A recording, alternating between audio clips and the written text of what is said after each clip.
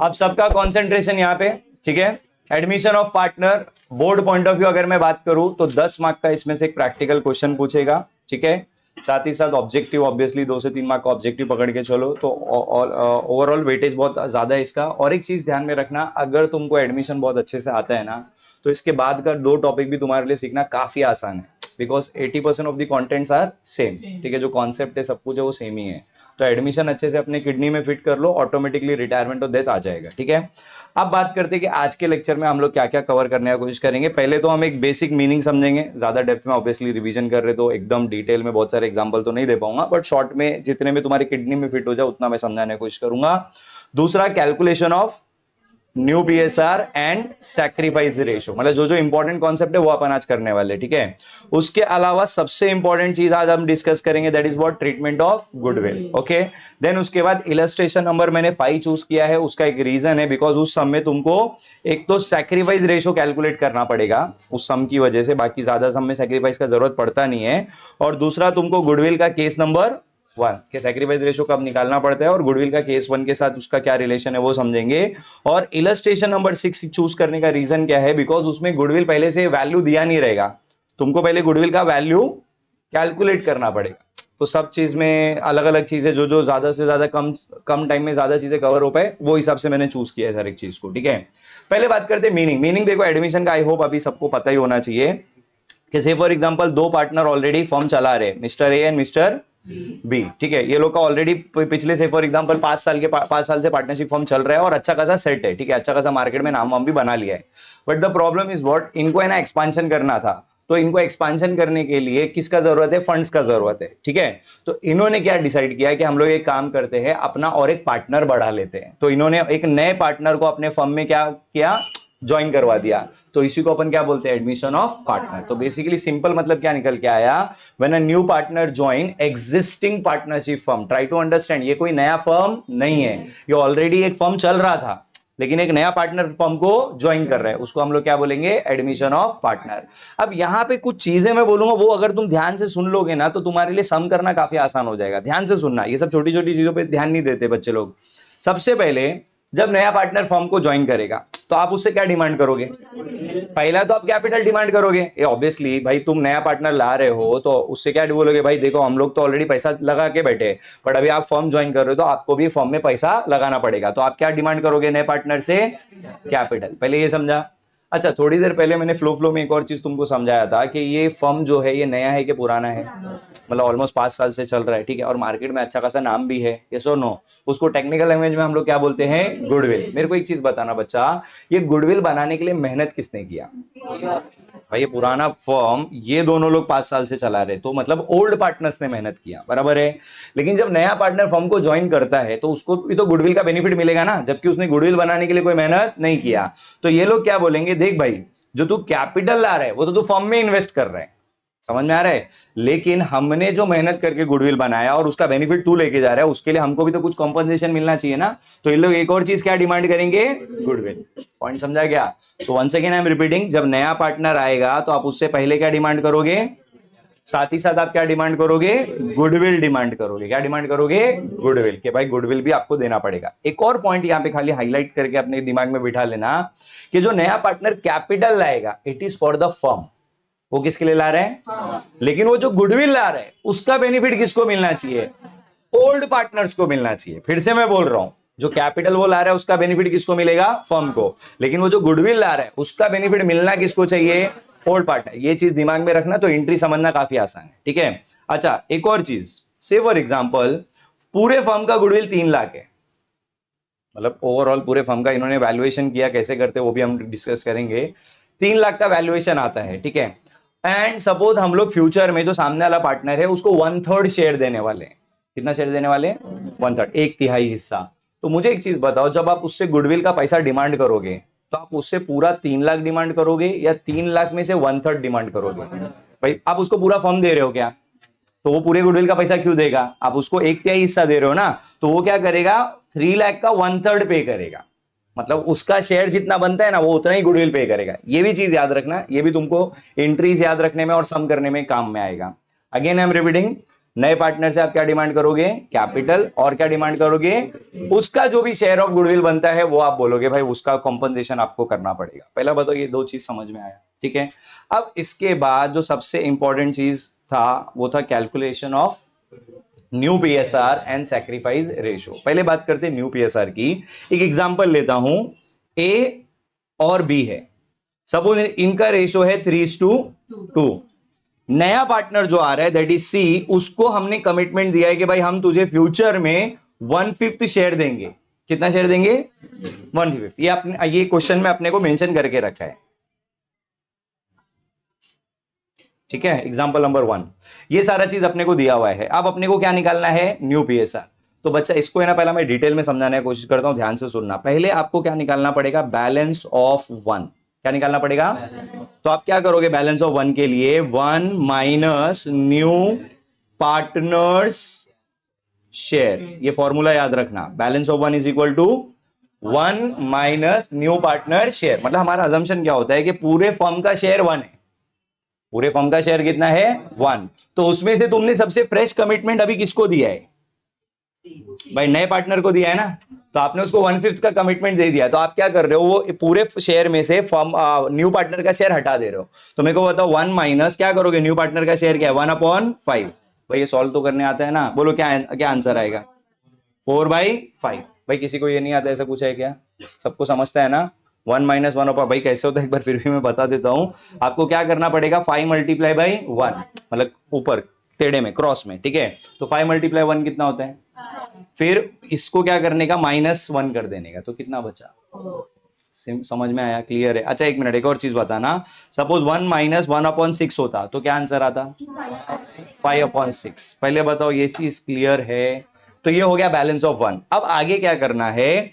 New PSR अगर तुमको चाहिए तो तुमको क्या करना पड़ेगा? सिंपल है, आप क्या करो? बैलेंस ऑफ 1 ले लो, मल्टीप्लाई बाई ओल्ड शेयर। क्या करने का? Multiply by. तो मेरे को बताओ सबसे पहले ए का निकालते हैं न्यू पीएसआर। तो ए का बैलेंस ऑफ 1 तो 4/5 है, मल्टीप्लाई बाई ए का ओल्ड शेयर क्या था? भाई 3/5 कैसे आया समझाना? ये 3 और ये +2। क्लियर है? तो 3/5 बोलो मल्टीप्लाई करके 12 ये समझा? चलो वैसे ही बी का निकालो। बी का बैलेंस ऑफ 1 क्या लेंगे? मल्टीप्लाई बाई बी का ओल्ड शेयर क्या था? तो 2/5। क्या आंसर आता है? 8। अच्छा जो तीसरा वाला पार्टनर है ना दैट इज सी, उसका एक्चुअल में तुमको नया शेयर नहीं निकालना है, उसका शेयर तो अभी अभी दिया है ना। कितना है उसका शेयर? बट एक छोटू सा प्रॉब्लम है, रेशो के लिए ना बच्चा डिनोमिनेटर इक्वल होना चाहिए। क्या इक्वल होना चाहिए? डिनोमिनेटर समझता है ना, नीचे वाला, ठीक है। तो यहाँ पे 25 है, यहाँ पे 25 है, बट यहाँ पे तो 5 है। तो इसको इक्वल करने के लिए क्या करेंगे? Multiply by 5। तो बोलो क्या आएगा? 5/25। तो मेरे को बताओ how to calculate new PSR, ये समझा गया? अच्छा ये तो मैंने शेयर निकाल लिया ना, अब रेशो लिखना है। एक बार डिनोमिनेटर इक्वल हो गया तो ए बी और सी डिनोमिनेटर इक्वल है, उसको हटा दो। रेशो क्या बनेगा? 12:8 तो 12:8 मेरे को बताओ how to calculate new PSR, पहले ये समझा क्या? क्लियर है? फिर से स्टेप रिपीट कर रहा हूं। पहले आप क्या निकालोगे? बैलेंस ऑफ 1 का फॉर्मूला क्या है? 1 माइनस न्यू पार्टनर शेयर, ठीक है। फिर उसके बाद आप क्या निकालोगे? New PSR. उसका फॉर्मूला क्या है? Balance of 1 multiply by old share. और ये फॉर्मूला यूज करके सिर्फ किसका निकालने का? ओल्ड पार्टनर का। नए पार्टनर का तो टेंशन लेने ही मत, उसका शेयर तो यहाँ पे दिया हुआ था 1/5, उसको वही रखना है। खाली उसका क्या इक्वलाइज करना पड़ेगा? डिनोमिनेटर इक्वलाइज करना पड़ेगा। पहला बताओ ये फर्स्ट पॉइंट क्लियर है?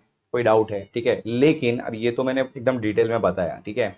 अगर आपको कैलकुलेट द फॉलोइंग ऑब्जेक्टिव वगैरह में आता है ना तो आप पूरा ये कर लेना। बट अगर आपको सम में कैसा होता है ना, अलग से इसके ऊपर मार्क्स नहीं भी होता है, तो अपन क्या कर सकते हैं मालूम है? इसको शॉर्टकट में भी कर सकते हैं। इसको शॉर्टकट में करने का मैंने क्या तरीका समझाया था, एक बार ध्यान से देखना। तीनों पार्टनर का नाम लिख लो, ए बी और सी। ध्यान देना, जितना आसान है ना उतनी जल्दी भूल भी जाओगे, ठीक है। क्या करने का? सबसे पहले ये जो ओल्ड शेयर दिया है ना ए और बी का, उसको क्लब कर देने का। तो 3+2 कितना होता है? और लास्ट वाले पार्टनर के सामने जाके लिख देना। तो सी का शेयर 5 हो गया। पहले ये फर्स्ट पॉइंट समझा। उसके बाद क्या करना, ये जो नया पार्टनर का शेयर दिया है ना, इसका डिफरेंस निकालो। 5 - 1 कितना होता है? 4 होता है ना। अब इसको ओल्ड शेयर से मल्टीप्लाई कर दो। 4 3 जा और 4 2 जा, तो 12:8 यहां पे भी देखो क्या आंसर आया था, 12:8:5। तो तुमको अगर पूरा डिटेल में करने को अच्छा लगता है, फॉलो दैट। अगर आप बोलते हुए सर इतनी मेहनत नहीं हो पाती, इतना सब नहीं याद रख सकते हैं, तो शॉर्टकट भी बता दिया। मेरे को बताओ ये दोनों लॉजिक समझा क्या?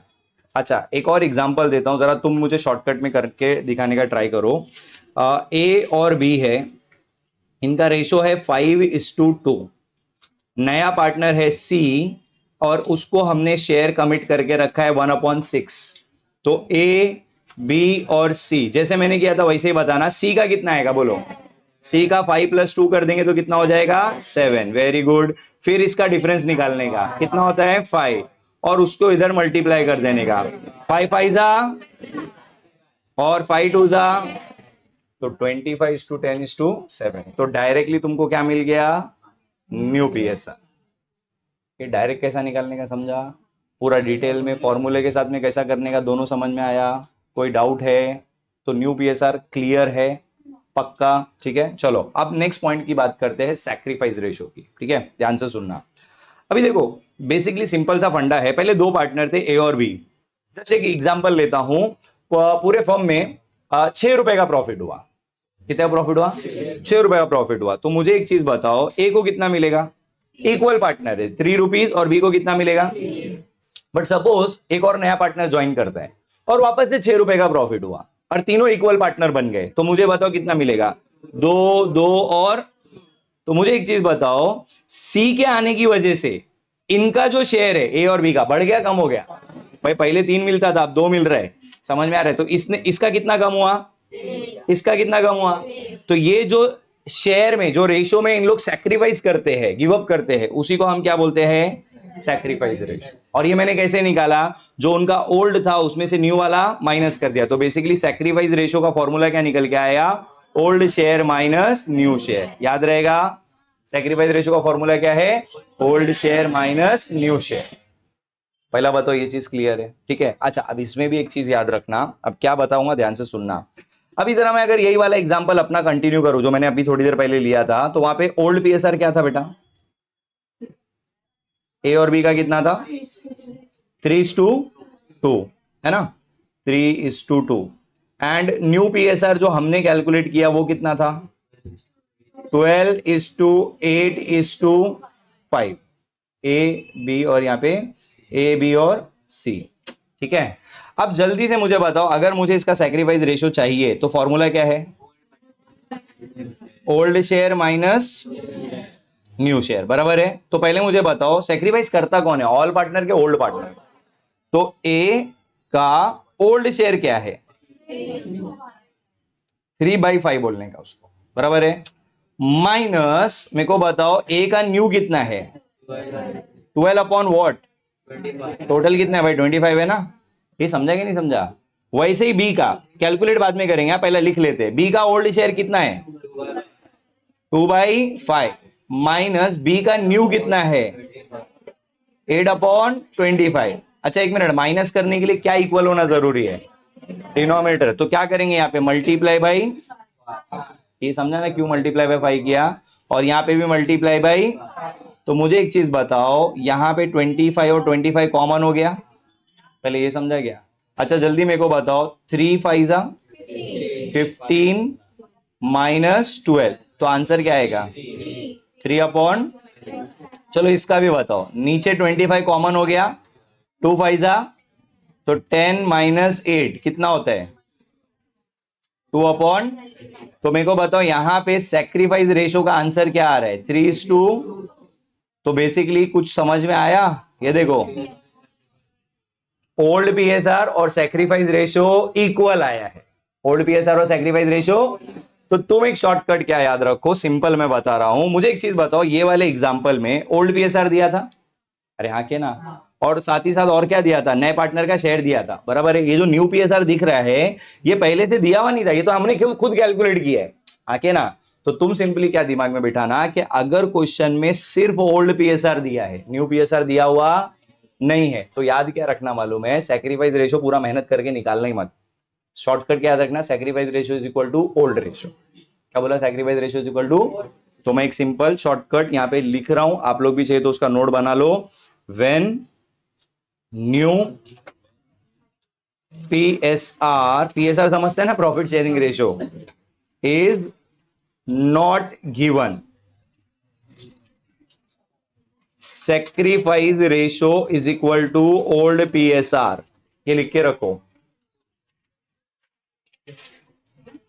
when new PSR is not given, sacrifice ratio is equal to old PSR.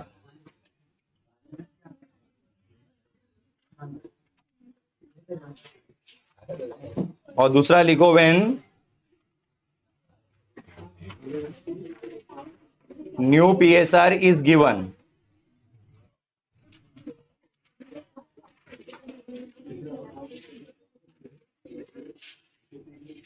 तब हम लोग पूरा फॉर्मूला लगाएंगे, old PSR minus new PSR.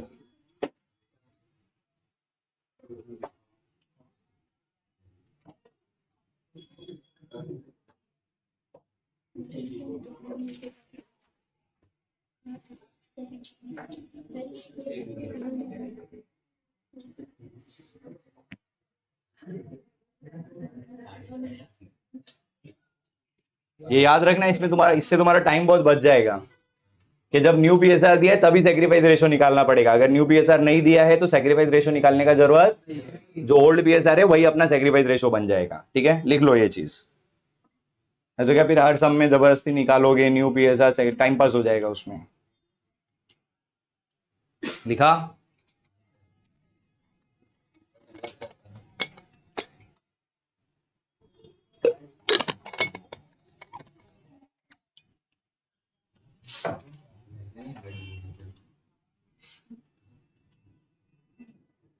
Done.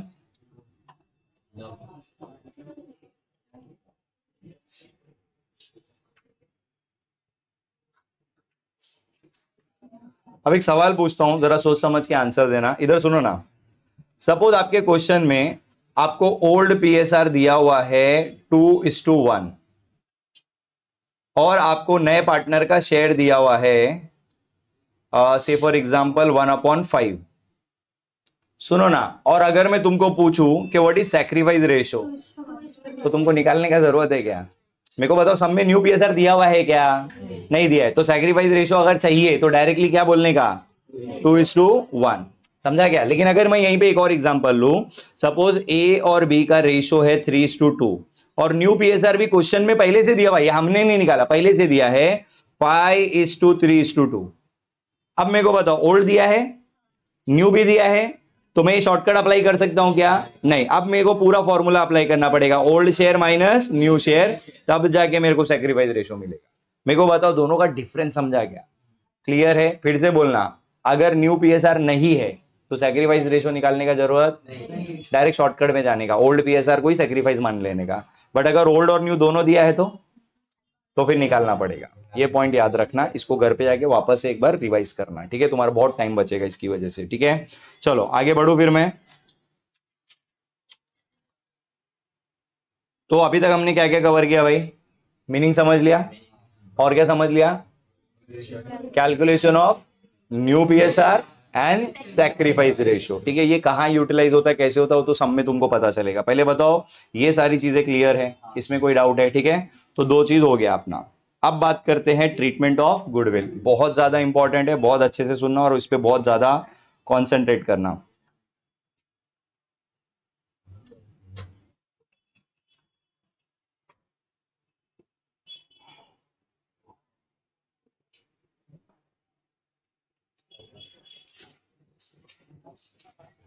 चलो, अब पहले ना मोटा मोटा एक चीज ऊपर से पहले एक चीज बता दूं तुमको, है ना, टोटल 3 केस याद करना है इसमें। कितने केस? 10। और लॉजिकल वे में समझोगे तो पूरा रट्टा मारने का जरूरत नहीं पड़ेगा, दिमाग में अच्छे से बैठ सकता है। ठीक है, केस नंबर 1 क्या है? Goodwill brought in cash by the new partner, मतलब आपने नए पार्टनर से गुडविल का पैसा डिमांड किया, वो हंसी खुशी रेडी है कि चलो ठीक है मैं गुडविल का पैसा देने के लिए कैश में रेडी हूं, ठीक है। तो केस 1 में टोटल आपको 3 एंट्रीज पास करनी है। कितनी एंट्री पास करनी है? 3। और याद कैसे रखना है वो शॉर्टकट सुनो।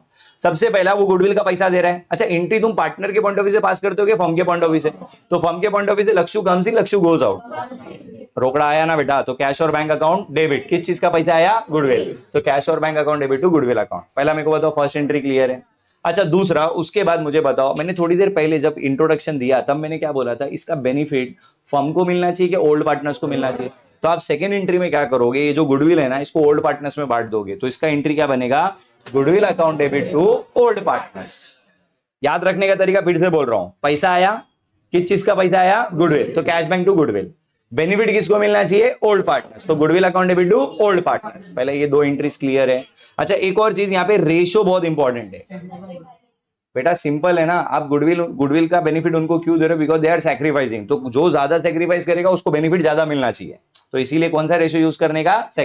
अब सैक्रिफाइस रेशो आप समझा क्यों सिखा के रखा है? बिकॉज यहाँ पे तुमको जरूरत पड़ेगा सैक्रिफाइस रेशो में बांटने के लिए। पहले ये पॉइंट क्लियर है, ठीक है। तीसरा वाला जो एंट्री है that is optional entry. Optional बोले तो मेरे मन पे डिपेंड नहीं करता है, वो क्वेश्चन पे डिपेंड करता है। क्वेश्चन में अगर बोलेगा, अभी मेरे को एक चीज पढ़ने से पहले एक चीज बताता हूं, मुझे एक चीज बताओ, पैसा किधर है? फर्म के पास है। ओल्ड पार्टनर्स को जो तुमने बेनिफिट दिया है ना, वो खाली उनके कैपिटल में बांट दिया है, पैसा अभी भी फर्म में ही है। तो ओल्ड पार्टनर अगर चाहे तो वो पैसा फर्म से विड्रॉ कर सकते हैं।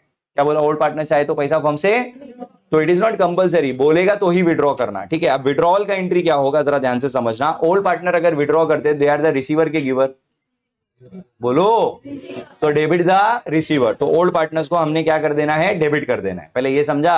अच्छा, उन्होंने क्या विड्रॉ किया?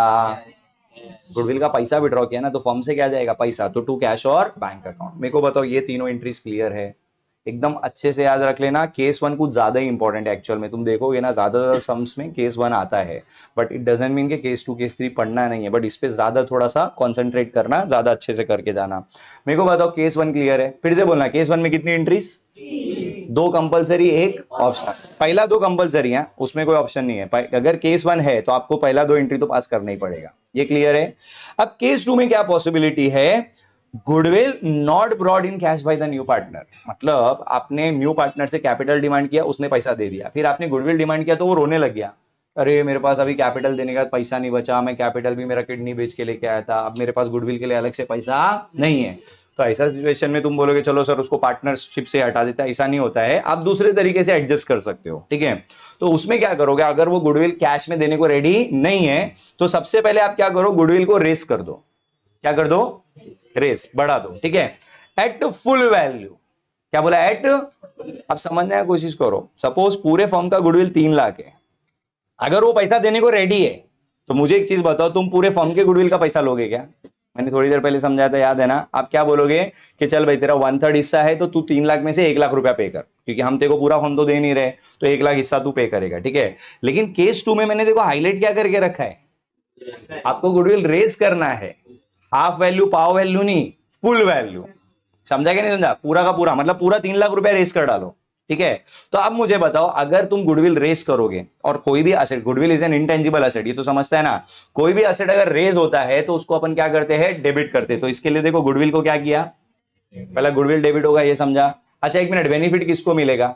ऑल पार्टनर को कि ओल्ड पार्टनर्स को? देखो तुम शॉर्टकट में क्या याद रखो, मालूम है, जो रेज होता है ना, ये बिफोर एडमिशन होता है। कब होता है? तो इसका जो भी बेनिफिट है वो किसको मिलेगा? ओल्ड पार्टनर्स को। कौन से रेशो में? ओल्ड पीएसआर में। पहला बताओ, ये फर्स्ट पॉइंट क्लियर है, ठीक है। अच्छा उसके बाद क्या करेंगे, एक बार एडमिशन हो गया ना तो उसी गुडविल को हम राइट ऑफ कर देंगे। पहले हमने गुडविल को बढ़ाया, ठीक है, अब राइट ऑफ मतलब उसको बुक से निकाल देने का। तो शॉर्टकट क्या याद रखो, मालूम है, रेस के टाइम पे गुडविल डेबिट होता है, बट राइट ऑफ के टाइम पे गुडविल, फिर से बोलना, रेस के टाइम पे गुडविल, राइट ऑफ के टाइम पे गुडविल क्रेडिट। बट एक मिनट, अभी जब तुम कोई असेट को राइट ऑफ करते हो तो इट्स अ प्रॉफिट के लॉस, भाई असेट बुक से निकाल रहे हो तो इट्स अ लॉस। इस लॉस को इस बेयर कौन करेगा? After admission. बिफोर एडमिशन होता तो ओल्ड, बट ये तो आफ्टर एडमिशन है ना, तो ये लॉस कौन बेयर करेगा? All partners. पहले बताओ ये पॉइंट क्लियर है? और कौन से रेशियो में? बट एक मिनट, यहां पे तुम देखना, राइट ऑफ के बाजू में मैंने क्या लिखा है? इफ। इफ मतलब बोलेगा तो, अगर नहीं बोला है तो सम में जबरदस्ती राइट ऑफ। ऐसा मत सोचना कि मैंने तो याद किया मैं तो लिखूंगा, ऐसा नहीं होता है।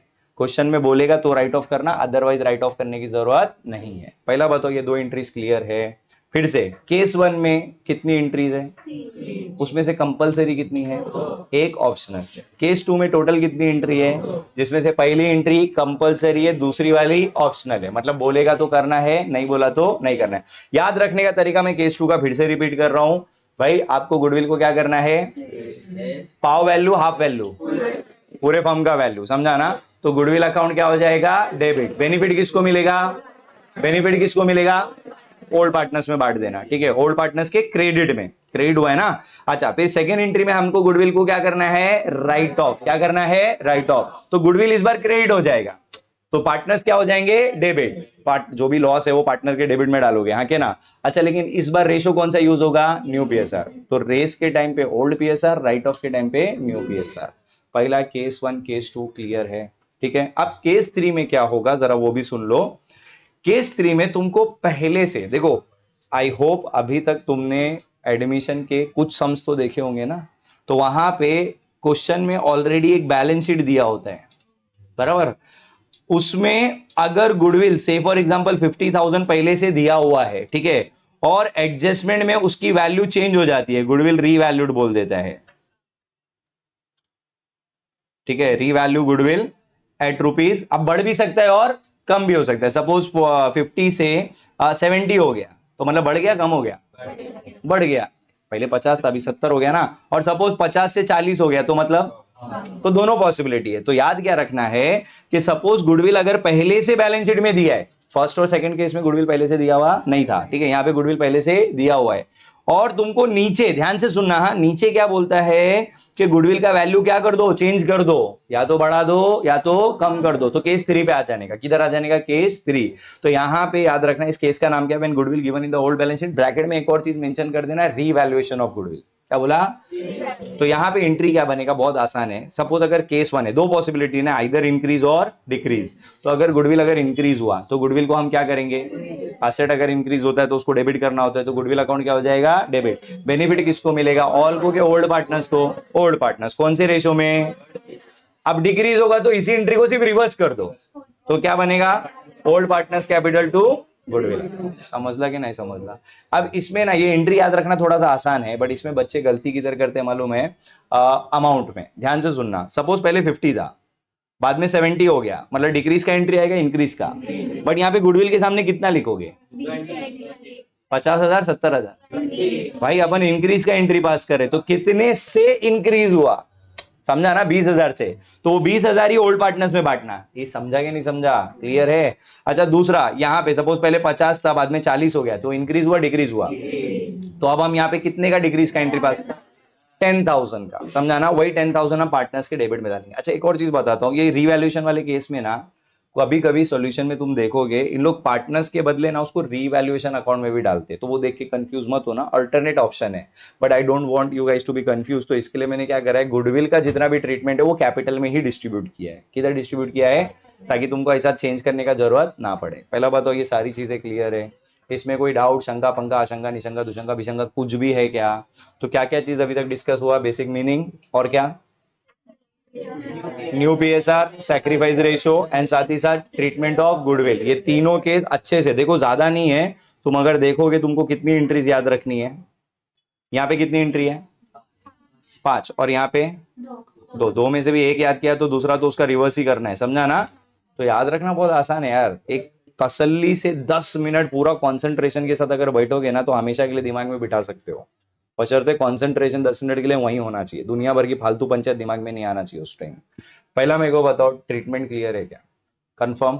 तो अब आ जाओ इलस्ट्रेशन नंबर 5 पे, ठीक है। अब जरा प्रैक्टिकल सम भी देख लेते हैं।